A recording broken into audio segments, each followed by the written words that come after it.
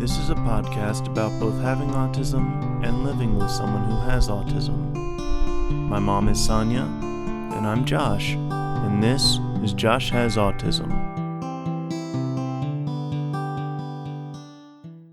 Hey everybody, welcome to Josh Has Autism. Hello.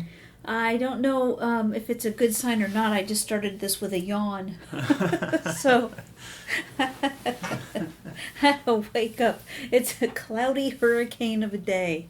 So, the kids are out of school. All the schools in the area were shut down because of the weather. The tail end of the storm. Yeah. It's all the way up here. But, yeah. So, I want to talk to you about, it's been a really rough couple of weeks. Yeah. And I'm interested to I have questions for you about you and how you process or how you don't process. Well, this is Josh Has Autism, so It is. So it's going to work out well. Anyways, but I recognize some things about you that I have questions about. So what happened was a couple weeks ago. We missed 2 podcasts now, and one is that Pappy's mom, who then is my grandma, your great grandma, had a stroke, and he had to rush down to Florida to be with her, and fortunately he got to spend a number of days with her, and she was put in hospice in Sarasota, Florida, and anyway, he was with her when she passed. Yeah. And so we're glad that he was able to be there. Yeah. What happened was when he had been down there for a number of days, and then she passed, and we were thinking about going down there and being there for the memorial service. Mm-hmm. And then a hurricane hit. Yeah.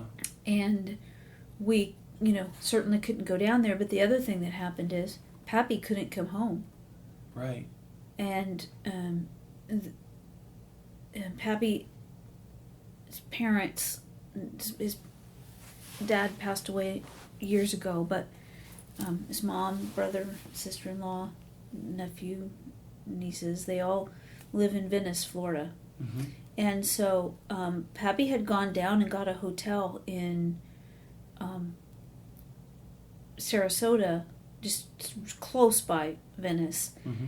And so then as the time was unfolding, he was not only dealing with being with his mom, and then she passed, and then the hotel that he was in shut down. They lost power completely, and he went over then, and I stayed at his mom's house with his brother and sister-in-law and everybody. Mm-hmm. And anyway, he couldn't. They lost power. We were texting and talking on the phone, and then it was just done.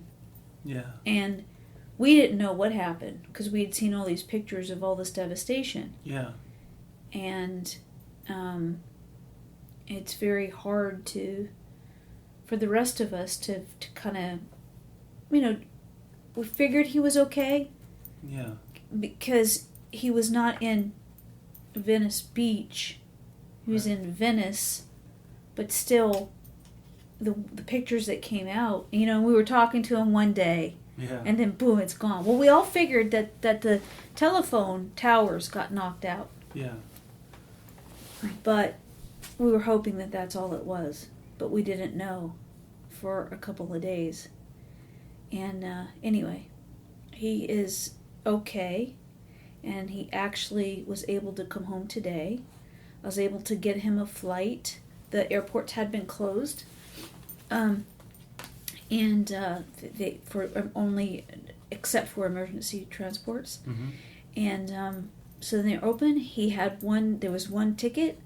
I said, Pappy, it's first class. And he goes, I deserve it.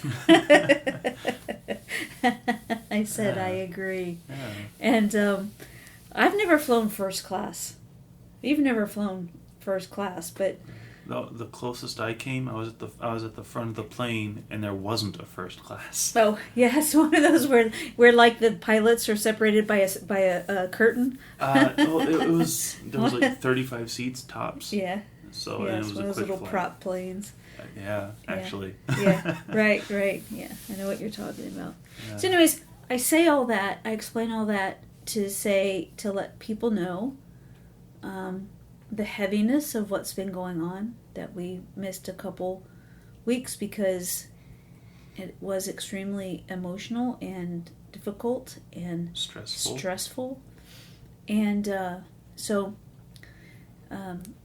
All the workings of us, the things that did work and the things that then got stuck and the things that didn't, like we couldn't go down there because of the hurricane and couldn't be there with him and anyway, something that I noticed, and that was, I was long-winded getting here, but this is what I want to ask you about in all that, is that I know that you are a very kind and loving person.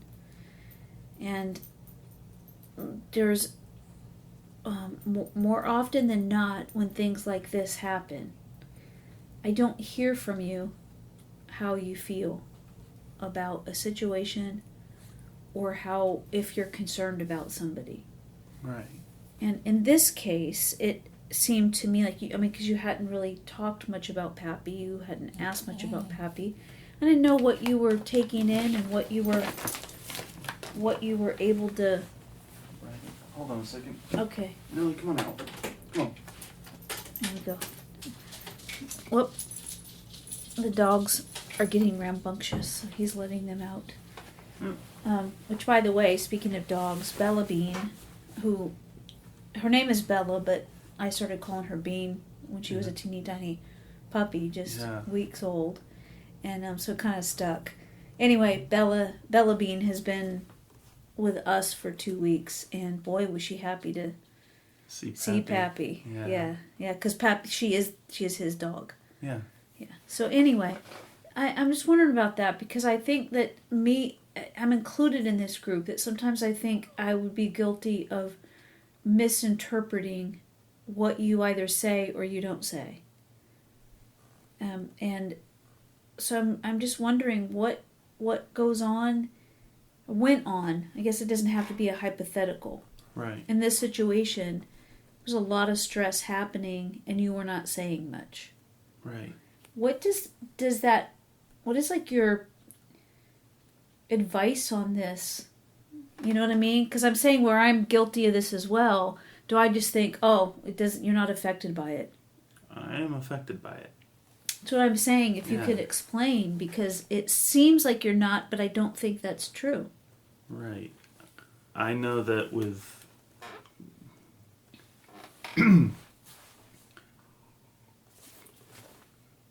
Pappy got home today. Yeah, you had mentioned that. Yeah.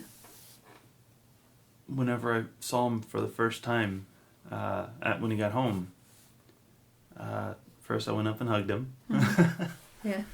And then I tried to put it into words of what I was feeling. And it took me a good minute and a half to finally get anything out coherently.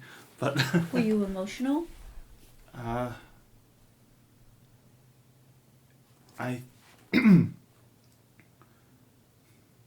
let me Sure. I'll remember to ask you that. Yeah.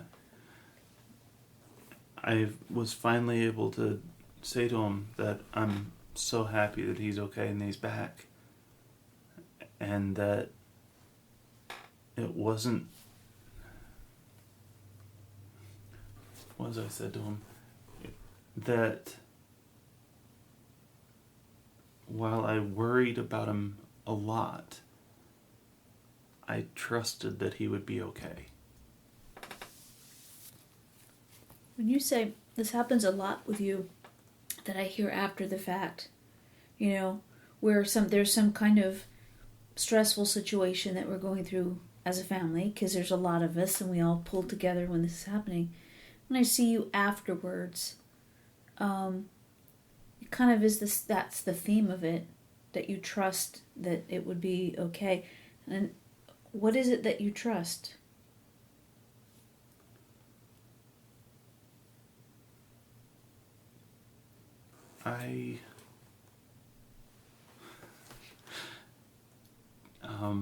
It's a huge question. It is a huge question. I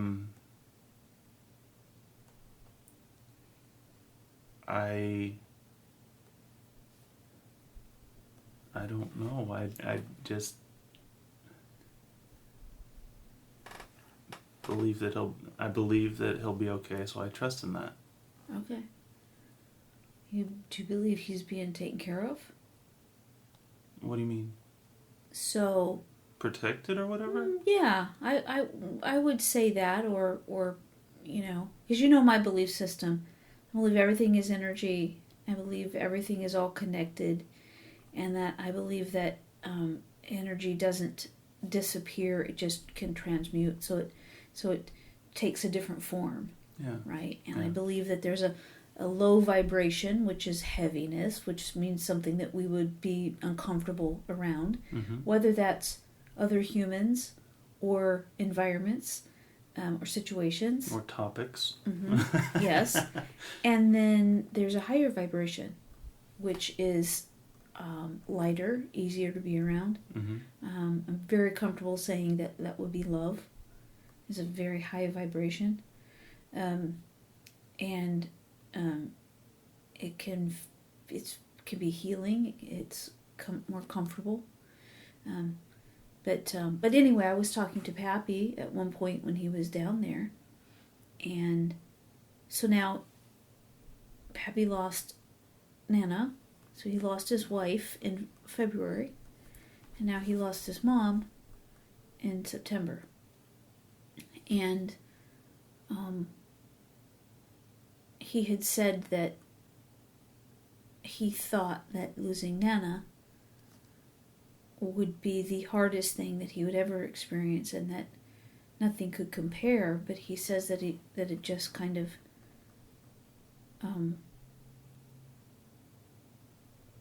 it just intensified. And so I think that what he's saying is that the rawness of losing Nana just kind of showed up as well, and that pain. But the reason I say that is because I said to him that I bet she's there with you. And when we're on the phone, I said, knowing her, she's standing right next to you, and is comforting you. And I made a joke. I said, or yelling at you. I said she was good at both. And he laughed. And then he said, whoa, who was that? And he said from behind him, and in his ear, he was this audible, there was nobody. And so we kind of concluded that we should not mess with Nana. Because she's, But, I mean, we knew that already. But it's true. That's true. We rag on her. Tiny and mighty. Yes. Well, yes. Yes. So you I'm kind of clear on the way that I feel about things, about right, how things work on the side of what you can't see. Right. So I didn't know if that's what you were talking about when you were talking about trusting, in a. And is that were you referring to a belief system of that Pappy would be cared for? And I don't know.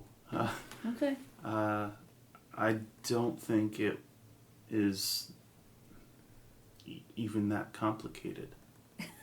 Not surprised. I'm not surprised. Yeah, I just felt that he would be okay, and I trusted it. Yeah. It's amazing. The reason that I say that I'm not surprised and it makes me laugh is because I can take things and twist them and make them so complicated and this woven, mishmash of whatever, and then you're just like, yeah, no. Where it's just, it doesn't have to be complicated with you. Right. It just is, and there's no need for explanation. Right. It seems. Yeah, and it's kind of funny though, because whenever I try and put things into words that everyone else would understand, Yeah. I overthink it. Mm-hmm. Because it's just not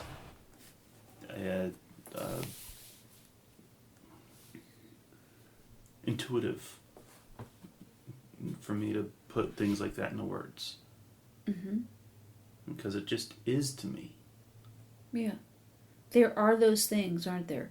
That for some people, including me, can feel very large and looming and complicated and trying to you just those things that you can't fit into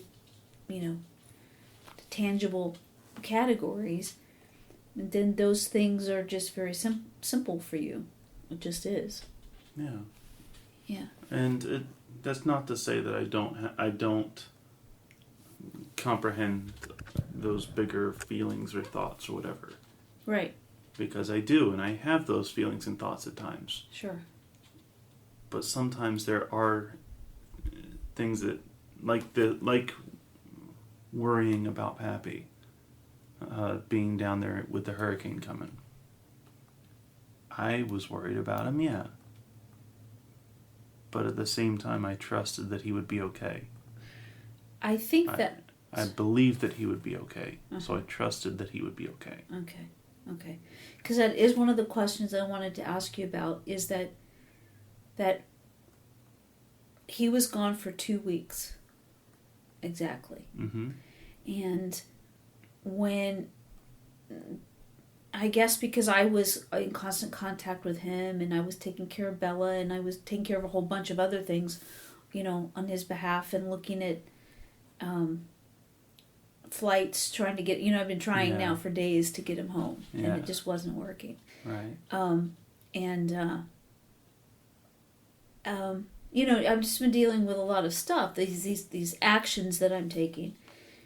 And when I don't hear you asking about him, I would say that it might be pretty easy to go on the assumption that you haven't been thinking about him, or that you haven't been concerned about him. And not that would be a bad thing, because it could very well be what you're describing now, is just that you just felt like he was going to be okay. Right. And you didn't. Yeah, so, the question is, I think that there are times when the way that you deal with things, and I feel like the way that you deal with things are, and everybody's an individual, but I think that look, I've known a lot of people with autism because I know and love you, and therefore, we kind of have this network, and fortunate enough to know so many different personalities. Yeah. I see like a pattern though, and I guess that's what I'm saying, is that it could be a mistake to think that because you don't say anything that you're not aware of it, and you're not thinking about it, or you're not concerned about it, or even worried about it. So I think it's proven to me over and over again that as soon as I start thinking, well, he hadn't even thought about this, then I find out, yeah, he's been thinking about that. And it seems like it's all the time, but you don't verbalize it. Right. And the flip side of that is true as well, though, is where you think I should be thinking about something, but I'm not. And I guess that's the thing that I still haven't figured out. Why did some things affect you in a way that you're really thinking about it and you're nonverbal about it, and other things fly by and you're nonverbal about it because it's a nothing to you. It's just gone. So on the outside, I'm looking at you, and look, I think I know you as well as anybody other than you knows you. Right? I really do. But I'm just saying, I don't. Because after all these years, I'm still guessing. I'm still trying to figure it out. Yeah. You know? Yeah. Like, look, there's some things with other people that I just know. I know for a fact, if out of nowhere your dad says to me, I want eggs, he doesn't feel well. I know that about him. He doesn't, he doesn't ask for food, period. He doesn't know. I have to kind of, yeah, he forgets to eat all the time. Yeah. I've never done that. No, but I'm saying that there's things with other people that I just, it just is this way, right? Yeah, it's a pattern that indicates something, yeah. Yes, and so it doesn't have to be a conversation. If I ask him, hey, so today, Pappy got home. I said, Pappy, have you eaten? And he said, no, I just had a couple bourbons. Which is funny for him because he doesn't drink. Right. And he was so stressed. This was such a horrible... ordeal. Yeah, yes, an ordeal. And he flew first class. Well, they give you drinks in first class. And, so he said, I have never had a drink that early in the day, ever. Yeah, when was this flight again? Like 6 a.m? Yeah. Oh, 7. So it left? Left there at 7. Anyway, so he got home and I said, Pappy, are you hungry? And he said, oh, yeah, you know what I am. So I said, would you like some eggs?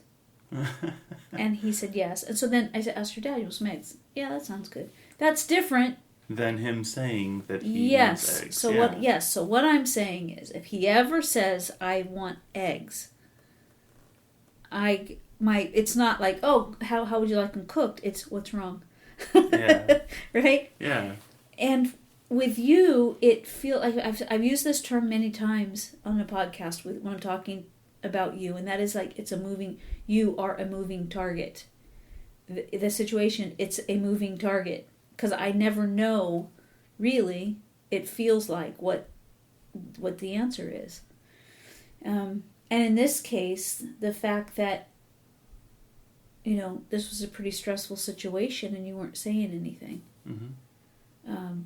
makes me not know, was it not in the forefront of your mind, or was it there, but you're dealing with it in a different way than like that I was.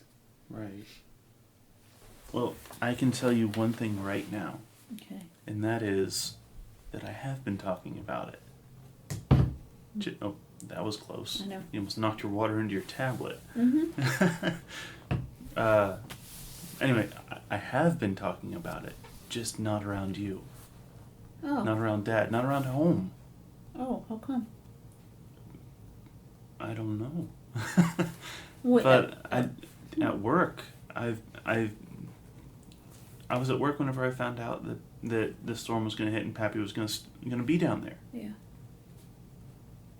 And I talked to people there about it. And what's cool about where I work, again, mm-hmm. is that they said, if you need to get going because something happens or whatever, go ahead and go. Just let us know and go ahead and go. Yeah. That's so cool. Yeah. Yeah. And so I would ask people, hey, at work at least, because they're always on the computers and everything, please let me know if anything updates. Mm-hmm. And so I was asking about it. Mm-hmm. But it wasn't like I need to constantly think about it. Sure. It was more along the lines of, hey, this is going on, just so that you're aware of it. Please, if you hear anything about it, anything more about it, please let me know. Mm-hmm. Well, what? Yeah, it is interesting to me though, because it seems like, for example, if I'm last couple of weeks, if it's your sister or your dad, whatever, we coming in, they're always asking me, "Hey, did you hear from Pappy?" You know. Yeah. And with you, there was not a conversation about it. There was not questions about it. So it made me think and about how other situations, this situation and other situations, there are times I don't really know what you're experiencing. I don't know how you're interpreting it. So what makes the difference in you not doing well and not being able to process and function versus you being able to put something in a category of you trust it's going to be okay? What's the difference there? The difference between whenever I say that I'm going to trust this is going to be okay and what else? When it's something that kind of derails you, or if it's something that it's having a hard time processing, and then it causes you to not be able to function very well. So I think that there is actually a big distinction between the two. Okay. And one of them is, well, I'm going to say a couple of things that have happened in the past that would give examples of it, I guess. Mm-hmm. One of them was when Grandpa was not doing well because of cancer. Mm-hmm. And I just realized when you said that I probably have said this before. I just want to make sure. Pappy is my stepdad, and he has been my dad since I was 15. So it's a number of years that he's been around, and so anyway, it's this, and Grandpa was your biological my dad. biological dad, and it strangely enough, my biological dad passed away on my stepdad's birthday. I should say not his actual birthday, because that would be very strange. Like, my Nana would be like a total cougar if he was that young. But I mean, my dad, the day that he passed away, was 17 years ago, this coming January, on Pappy's birthday. And there was one of those kind of moments where, my biological dad said about all of us, that,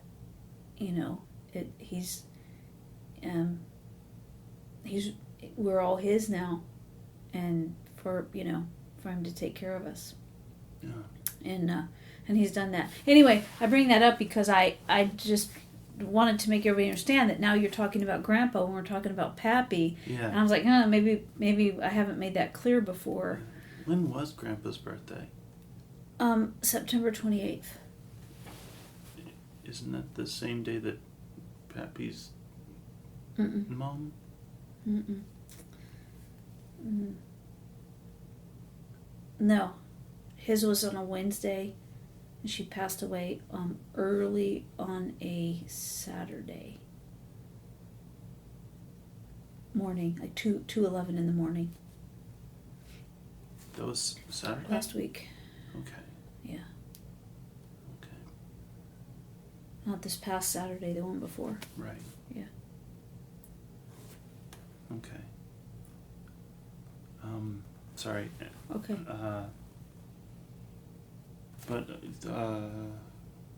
Okay, I remember. So, Grandpa not doing well and eventually passing because of the cancer was not one of those things where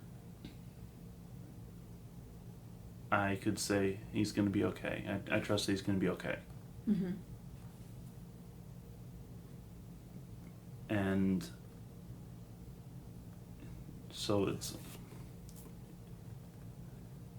one of those things like you had just said where it was, you didn't use these words, but it was debilitating to my functioning. Mm-hmm. Yeah. And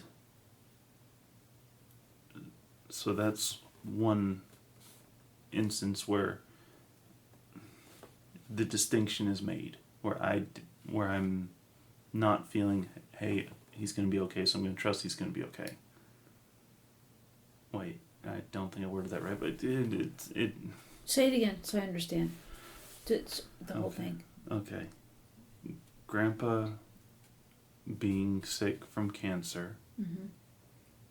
was not one of those instances where I said, I believe he's going to be okay, so I'm going to trust that he's going to be okay. Okay. And he did end up passing away from the cancer. Mm-hmm. And up to the point that he passed, I was not okay. Mm-mm. It was one of the hardest times in your life before he passed away. Yeah. And up until the moment that he passed away. Yeah. And then it was like a light switch went off. Yeah. Internally, at least. Yeah.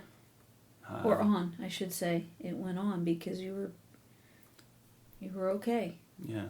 Because he wasn't in pain anymore. Mm-hmm. Yeah. And so that's one example. Mm-hmm. A big example. Sure. With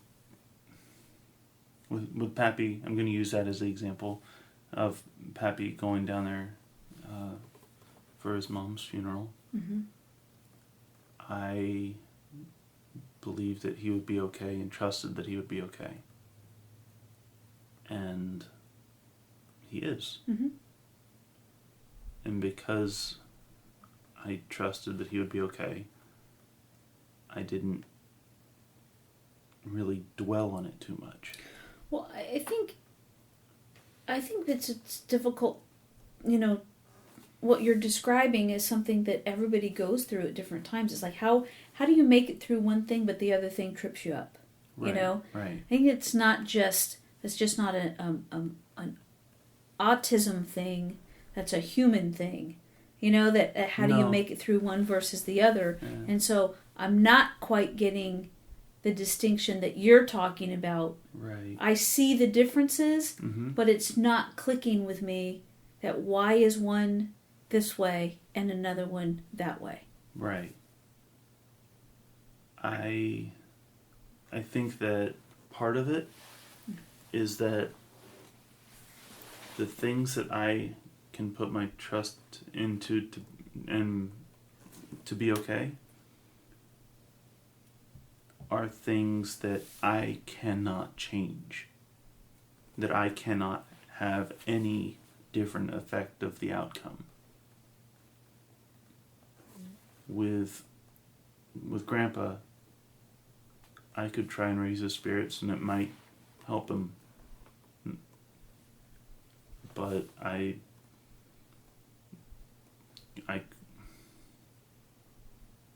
it was, I'd almost say wishy-washy, but I don't think that's the right way of saying it. There were so many variables that I might have an effect on, Mm-hmm. that it's not I trust it can be okay. Well, that's also, like I just said, that was 17 years ago. Right. So you've had 17 years of maturity since that happened. Right. This happens a lot when we do this podcast, and a lot when we talk, and I'm just saying I don't get it, and I still don't understand what it is where you're able to look at one situation and not dwell on it, and another situation, and it just makes you off balance so much that it's hard to function. Right.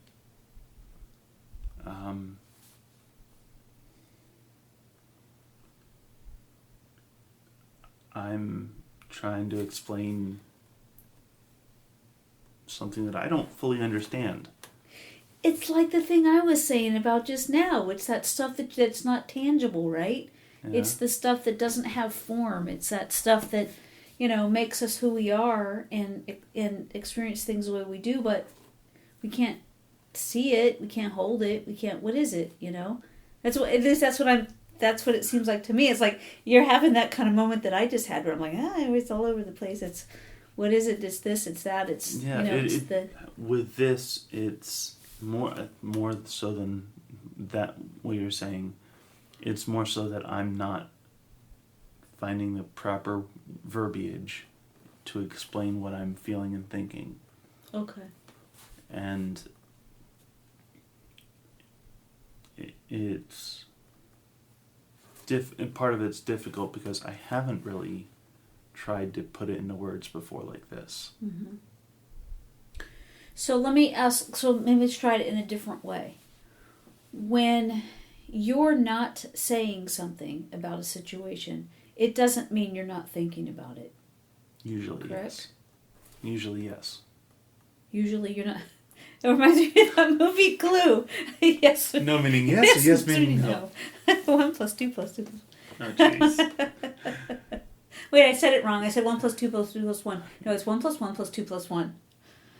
Yeah. Oh, that's a movie, Clue. If anybody's interested, it's one of my favorite movies, Clue. Oh my gosh. It's a great movie. Yes. It's slapstick humor. It's very dry and slow moving in the beginning. Yeah. But I just think the acting is brilliant, and the theme through it all is there's just so many things that are so funny. Oh my gosh, yes. So many things. It has what is the actor's name? Madeline Kahn. The one that goes flames. Flames. I only know the one actor's name and I can't think of him. The butler. Yeah. Tim Curry. Yes. Yep. And he's so good in it. Yeah, he's hysterical. Yeah. He is hysterical. But yeah, so that's what I don't know. I don't remember because we're talking about the movie Clue. I don't remember what I was asking you about. So if you're not saying it, does it mean have not been thinking about it? Yes, or you haven't been thinking about it? No. Depends. And my head explodes. Going with the Clue thing. What was the question? No. Anyway, it really does depend on what it's about. Because I can't even tell you if I will be thinking about something or not. Because there's so many different situations that it could be about. Well, I mean, everybody's different how they process situations and what they need. Some people need to talk about things. Some people need other people around when stuff is going on. Some people want just to be left alone, and don't need to verbalize their feelings. And so everybody's different anyway. What I was hoping to come up with in this conversation was a way to better understand what you might need and to help others to know what their loved ones might need in different situations like this in life as they come up. Right. And though the situations look different and, it can be from anywhere across the board, A to Z, different situations, but I have made the mistake myself of thinking that because you haven't brought things up in the past, that you're just not holding it the way that others in the house are, or thinking about it. Right. Or what? Something just occurred to me, and that is that of the things I can remember offhand at least, Mm-hmm. the things that I do think about and don't really say anything about, it usually involves someone that I care about. Where something, they might be in a position where they're,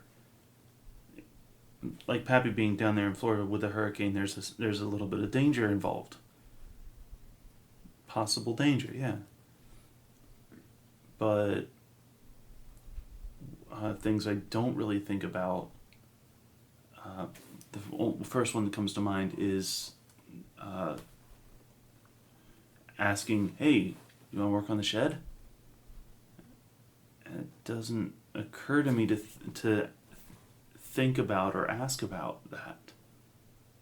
It's, even though I mentally know it's going on, it doesn't make the connection, I don't think. And so it's really, I don't know if that's every time or whatever. Can you say that again? Which part? All of it? When you said you said about the shed, are you saying that a lot of times when your thought process, so what you're talking about is, we've been working on a shed in the back, and we call it a shed, but it's really huge building that we built, and part of it's going to be a living space, and it's just pretty awesome. Yeah. And when you just said that, that you don't think about that something needs to get done, are you saying that in context of there are times that things just don't occur to you to say them because you don't think about... I'm talking about things that I don't talk about either way. Whenever I'm saying that there are times where I think about something and don't talk about it. Mm-hmm. There are other times when I don't think about something, so it's not going to be talked about. Okay. So either way, I'm not talking about it. Okay. And that the times where I usually am thinking about something is whenever one of the people I love and care about are having difficulties, are in trouble in some kind. And I just had made that connection during this conversation, so I'm not really saying it as well as I could have, I guess, but it's, I don't know. It's just like a new awareness for you. Yeah. Okay. Yeah, and so it's not even that the shed thing is not important to me. It's not registering as something I need to constantly think about. Even if it's something that you want. Yeah. Does it just not pop up in your thoughts? Does it not... If it's not right in front of me, no. Okay. Is that most things? I guess. How big is the universe? Well, I think that what we've discovered is that there are those things that you really, truly feel passionate about. And when you feel passionate about it, I think those like neurons just flash, you know. Yeah. And therefore you have a different response to that scenario. Yeah. And, you know, so that, you know, that is why those things are things that you tend to remember and can focus on, and not the other things. There's... I tell you what, there are times that we do this, and I feel like just like we should, some weeks I think we should change the name of the podcast to Sonya is Confused.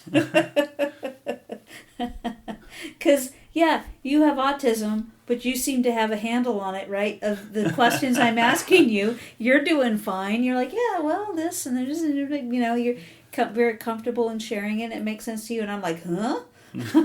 So, yeah, it does feel that way sometimes.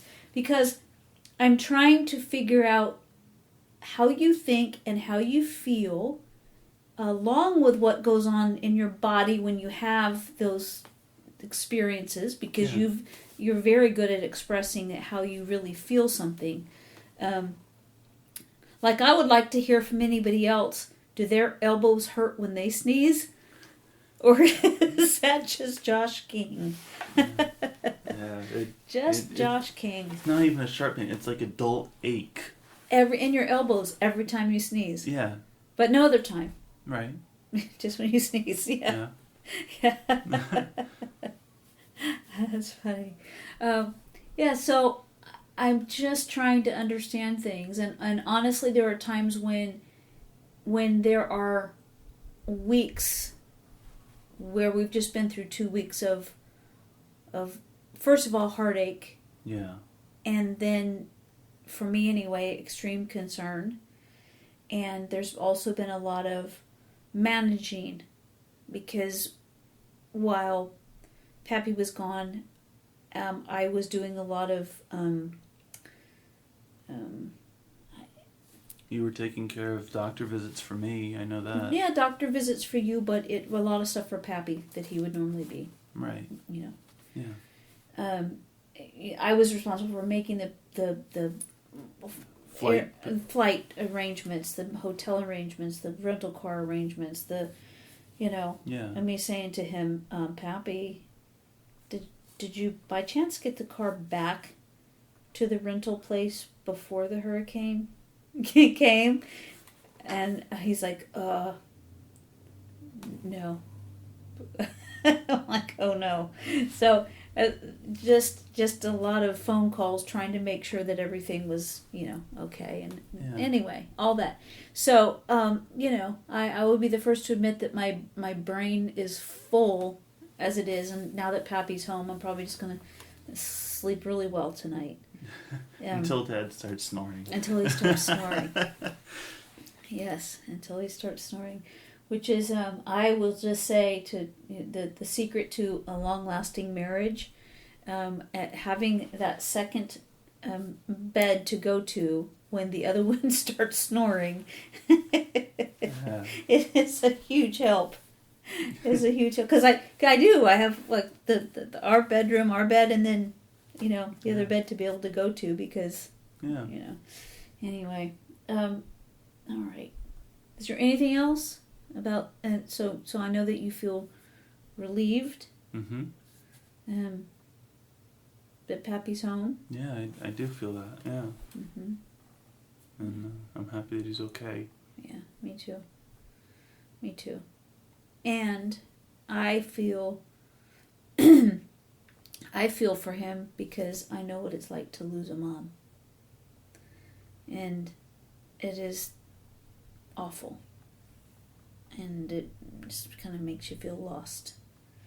So, and I know he's older, and she was older. So 93, I think she was. Yep. Yeah. Yep. So, anyway, what was I going to say? I don't know what else I was going to say. I was going to say something about something, but I don't remember. So I don't know, so I can't help you. I'm not a mind reader. I know. All right, everybody.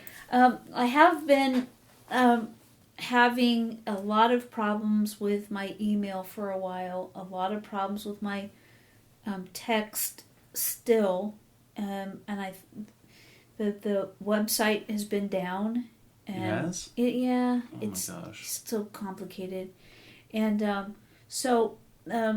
anybody that has sent me messages, and if you haven't heard back, please get in contact again, because I'm in the process right now of going back at least a couple of months to see what I've missed from people, because it hasn't been working.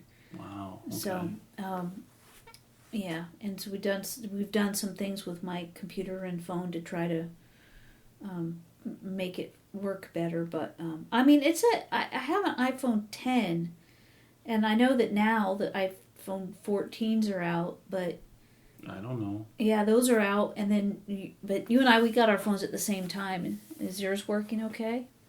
I have half a case left for it. The rest of it is worn down or worn off. But what about the system itself? Are you getting all the things you need? Because my phone will just, it won't send a text. It won't, like, I'll go to push the buttons and it won't even allow me to, it won't do anything.